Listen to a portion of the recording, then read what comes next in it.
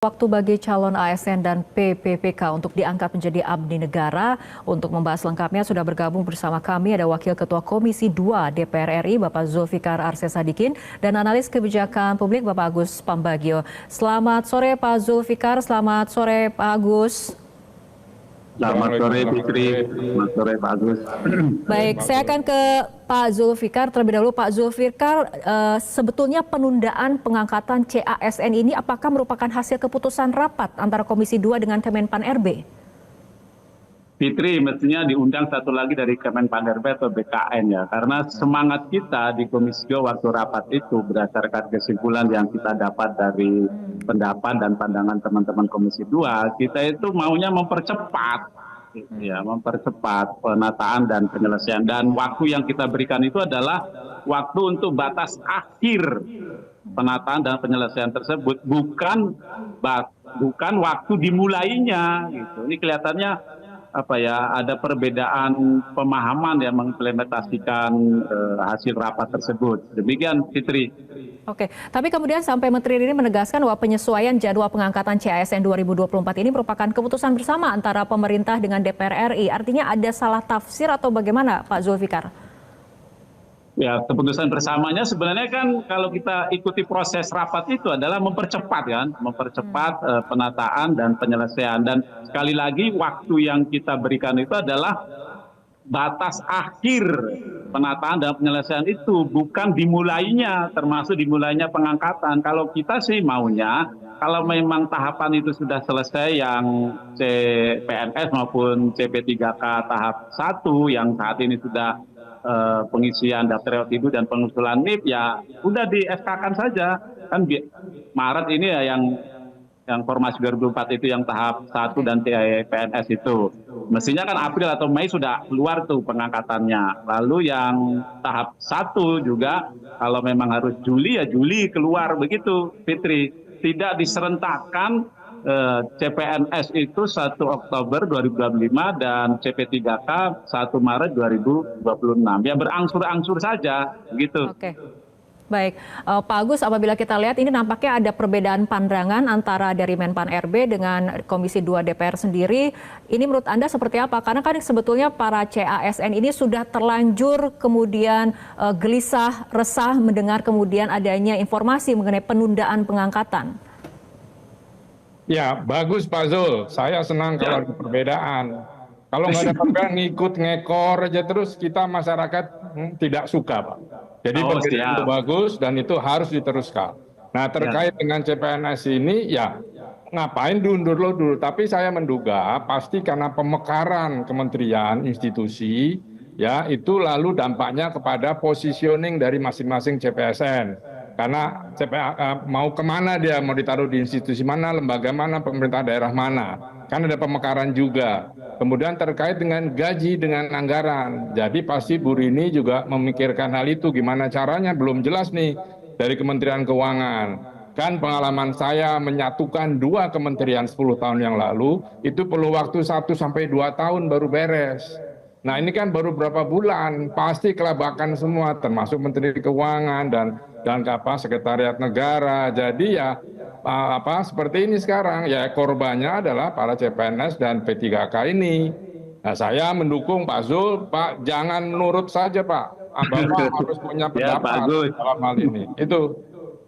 Oke, Pak Zulfikar, nah ini mengenai respon dari masyarakat sendiri, kan ini banyak kemudian mendapat aksi penolakan di media sosial, kemudian sudah viral, kemudian ada juga yang membuat petisi online, ada kemudian yang mengeluh karena sudah resign dari tempat kerja, tapi kemudian tidak mendapat kepastian seperti itu. Nah ini bagaimana DPR sebagai kemudian Dewan Perwakilan Rakyat ini kemudian mengakomodir aspirasi-aspirasi CASN yang saat ini sedang gelisah, Pak Zulfikar?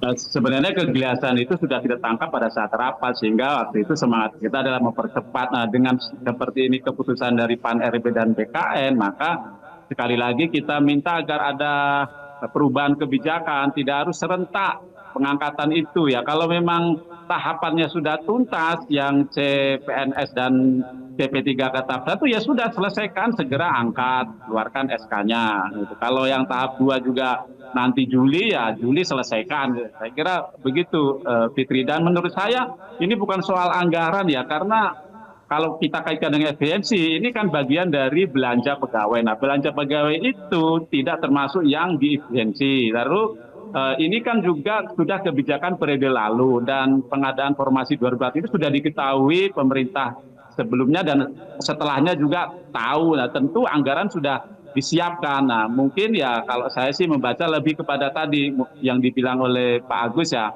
kira-kira perlu ada penataan formasi dengan adanya pemekaran di kementerian dan di lembaga. Kira-kira itu, Bu Fitri. Oke, Pak Agus, artinya ketika kemudian DPR memiliki pandangan yang berbeda dengan Kemenpan RB, apakah kemudian masih ada peluang bahwa pengangkatan CPNS ini sesuai tadi dikatakan oleh dari Komisi 2 dipercepat seperti itu jika memang sudah tidak usah kemudian serentak dilakukan pada bulan Oktober 2025 untuk CASN? Ya tentu bisa saja ya, karena kalau itu betul saya tidak melihat belum melihat notulennya. Ini barusan ada yang kirim ke saya, nanti saya baca dulu. Nah ya maksud saya bisa saja itu dilakukan.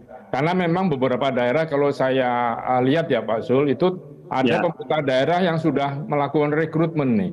Nah ini juga berbahaya dan ini bagaimana tanggung jawab Kemendagri ini ya untuk ini. Apakah betul serentak ternyata sudah ada yang bocor nih data masuk ke saya nih. Kementerian beberapa daerah sudah merekrut gitu ya. Nah, hal-hal semacam gini tolonglah jangan informasi seperti ini harus baik. Nah, saya mempertanyakan peran PCO ini, Presidential Communication Office ini kok tidak ikut memberikan pengumuman. Harusnya kan kesepakatan dengan DPR itu bisa disampaikan kepada publik supaya menenangkan semua bahwa sudah ada kesepakatan yang ternyata tidak sepakat itu tadi. Nah, jadi ini memang sangat merugikan CPNS dan P3K-nya itu. Karena ya mereka kan berharap ya bahwa akan jadi CPNS. Tadi ada yang sudah bayar penalti ketika mematahkan kontrak di perusahaan swasta misalnya.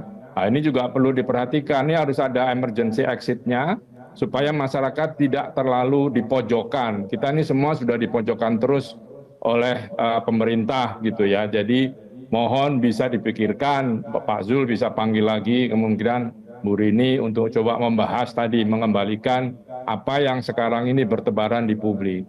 Oke, Pak Zul, tanggapannya? Ya saya setuju, justru itu saya selalu bilang agar kebijakan itu bisa dirubah lah. Kalau memang sudah selesai pembekasannya, dalam hal ini pengisian data riwayat hidup dan pengusulan NIP-nya, ya segera saja diangkat, berangsur-angsur saja. Dan perlu kita tegaskan lagi bahwa waktu yang kita berikan itu adalah batas akhir ya penataan dan penyelesaian, bukan dimulainya. Dan sekali lagi kalau soal anggaran menurut saya adalah pemerintah ini.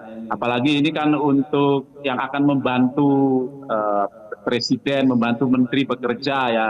ASN ini kan baik PNS maupun P3K sebagai pelaksana kebijakan publik dan pelayan masyarakat. Nah, kalau kita pun tidak bisa memastikan nasib mereka, nah bagaimana nasib yang akan dilayani dan yang akan mendapatkan dampak dari pelaksanaan kebijakan itu. Mudah-mudahan dengan kita hadir di Metro TV, diundang di Metro TV ini dan semakin banyaknya yang menyampaikan aspirasi dengan berbagai bentuk, pemerintah bisa merubah kebijakan serentak pengangkatan itu. Kalau memang bisa berangsur-angsur, ya lakukan berangsur-angsur saja sesuai dengan proses yang sudah dikerjakan oleh teman-teman CPNS dan CP3K. Demikian Fitri.